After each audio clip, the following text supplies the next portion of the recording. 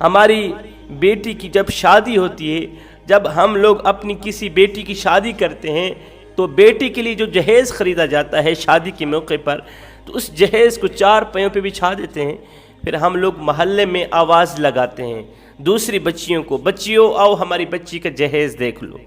بچیوں آؤ نا ہماری بچی کا جہیز دیکھ لو۔ میں نے کہا او نادانو، تم نے جہیز دیا تو اپنی بیٹی کو، لیکن یہ کسی کو بھی خیال نہ آیا کہ جو بچیاں تمہاری بچی کا جہیز دیکھنے آئی ہیں ان بچیوں میں سے لاوارث بچیاں بھی موجود ہیں، ان بچیوں میں سے یتیم بچی بھی موجود ہے، ان بچیوں میں سے اس غریب بوڑھے باپ کی بچی بھی موجود ہے جو غریب بوڑھا باپ اپنی بوڑھی کمر پہ بوریاں لاد لاد کے دن رات ایک کر کے اوور ٹائم لگا کے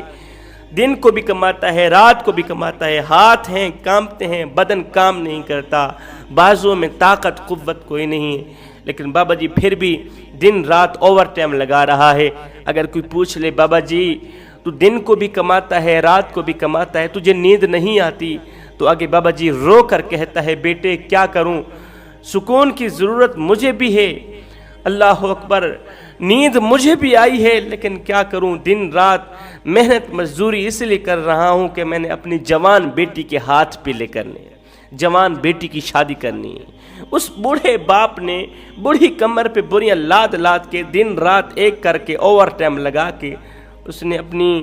غریب بیٹی کو تعلیم دی، غریب بیٹی کو کھلایا پلایا، اسے جوان کیا۔ آج جب اس کی غریب بیٹی کی شادی کی باری آئی تو میری قوم کے نوجوانوں نے یہ کہہ کر ٹھکرا دیا کہ ہم اس کو رشتے میں قبول ہرگز نہیں کریں گے، اس لیے کہ اس کا باپ تو جہیز ہی نہیں دے سکتا، اس کا باپ غریب ہے، وہ جہیز نہیں دے سکے گا، ہم اس کی بیٹی کو قبول نہیں کرتے۔ اس جہیز جیسی گھٹیا لعنت نے میرے خوبصورت معاشرے کو گندہ کر دیا۔ حضرت علی رضی اللہ تعالیٰ عنہ فرماتے ہیں اگر اللہ نے تمہیں مال دیا ہے، اگر اللہ نے تمہیں پیسہ دیا ہے، تو اگر خدا کی راہ میں خرچ نہیں کر سکتے تو یہ ظلم بھی نہ کرو کہ غریبوں کے سامنے اپنی دولت کی نمائش بھی نہ کرو، غریبوں کو موت کی گھاٹ نہ اتارو۔ فرمایا غریبوں کے سامنے دولت کی نمائش کرنا یہ بہت بڑا گناہ ہے، غریبوں کے سامنے دولت کی نمائش کرنا، بیوہ عورت کے سامنے اپنی بیوی کی تعریف بیان کرنا یہ بہت بڑا گناہ ہے، کسی یتیم بچے کے سامنے اپنے بچے سے پیار کرنا اور اس یتیم کا دل توڑنا یہ بہت بڑا گناہ ہے۔ اس گناہ سے باز آ جاؤ، ورنہ یاد رکھنا رات کو دن میں بدلنے والا رب کبھی دے کر آزماتا ہے اور کبھی لے کر آزماتا ہے، وہ کبھی دے کر آزماتا ہے، ہو سکتا ہے اس نے اس لیے تمہیں دیا ہو کہ تمہیں آزما رہا ہو، اور یہ بھی یاد رکھنا کہ جو خدا دینے کی طاقت رکھتا ہے وہ واپس لینے کی طاقت بھی رکھتا ہے۔ پر میں دوسرا گناہ والدین زندہ ہوں، زندہ والدین کو سکون دینے کے بجائے ان کے دل توڑنا، ان کے جگر پاش پاش کرنا، ان کے کلیجے پھاڑ دینا،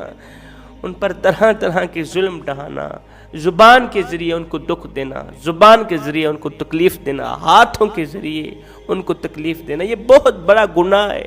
پر میں اگر تمہارے ماں باپ زندہ ہیں ان کی خدمت کرو، ماں باپ زندہ ہیں ان کی قدر کرو، تم والدین کی خدمت کرو، اللہ تعالیٰ تمہارے بچوں کو توفیق دے گا، تمہارے بچے تمہاری خدمت کریں گے۔ حضرت علی رضی اللہ تعالیٰ عنہ فرماتے ہیں زندگی میں کبھی فرصت ملے تو اپنے بوڑھے والدین کے ساتھ بیٹھ جایا کرو، ان سے ان کا حال چال پوچھ لیا کرو، اس لیے کہ قیامت کے دن بوڑھے والدین کے ساتھ گزرا وقت تمہاری بخشش کا ذریعہ بنے گا۔ زندگی میں کوئی ایسا کارنامہ سر انجام مت دینا کہ تمہارے کالے کرتوت کی وجہ سے تمہارے بوڑھے باپ کی عزت والی پگڑی کسی کمینے کے پاؤں تلے نہ روندی جائے، کہیں ایسا نہ ہو تمہارے گھٹیا گناہ کی وجہ سے، گھٹیا کرتوت کی وجہ سے محلے میں سر اٹھا کے چلنے والا تمہارا باپ کہیں اس کا سر شرم سے جھک بھی نہ جائے۔ فرمایا یہ بھی ایک بہت بڑا گناہ ہے۔ حضرت علی رضی اللہ تعالیٰ عنہ فرماتے ہیں تیسرا گناہ جو بہت بڑا گناہ ہے وہ یہ ہے کہ مال کے ہونے کے باوجود بھی اپنی بیوی بچوں پر خرچ نہ کرنا۔ بندے کے پاس مال ہے، دولت ہے، صاحب استطاعت ہے، لیکن بیوی دوسروں کے سامنے بھیک مانگتی ہے، خیرات مانگتی ہے، وہ بیچاری گناہ کرنے پہ مجبور ہو جاتی ہے کہ گھر میں پیسے نہیں ہیں۔ بیوی شوہر کے ہونے کے باوجود بھی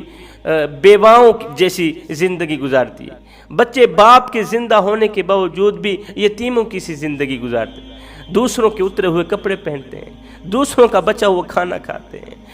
ایسے رزق پر اللہ اور اس کے رسول نے لعنت کی ہے۔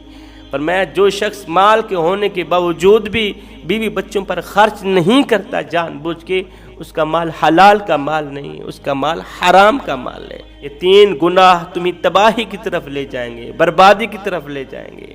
یہ 3 گناہ تمہارے گھر سے خوشیاں چھین لیں گے، تمہارے گھروں میں سے برکتیں اٹھا لیں گے، خوشحالیاں اٹھا لیں گے، امن کا جنازہ نکل جائے گا، خوشیوں کا جنازہ نکل جائے گا، پریشانیاں عروج پر آ جائیں گی۔ میں دعا کرتا ہوں اللہ تعالیٰ ہمیں صراط مستقیم پر چلنے کی توفیق عطا فرمائے، اللہ تعالیٰ ہمیں بوڑھے ماں باپ کی خدمت کرنے کی توفیق عطا فرمائے، غریبوں کی خدمت کرنے کی توفیق عطا فرمائے۔ آج افراتفری کا دور ہے، غربت کا زمانہ ہے، غربت ہمارے ملک میں پھیل چکی ہے۔ خدارا غریبوں کی مدد کرو، جتنا ہو سکے غریبوں کی ہیلپ کرو، خدمت کرو، لاوارث بچوں کی مدد کرو، ان بچوں کی مدد کرو جن کا اللہ کے سوا دنیا میں مدد کرنے والا اور کوئی نہیں۔ آخر میں ایک ہی جملہ کہہ کے میں اجازت چاہوں گا، صاحب عبادت اس مقام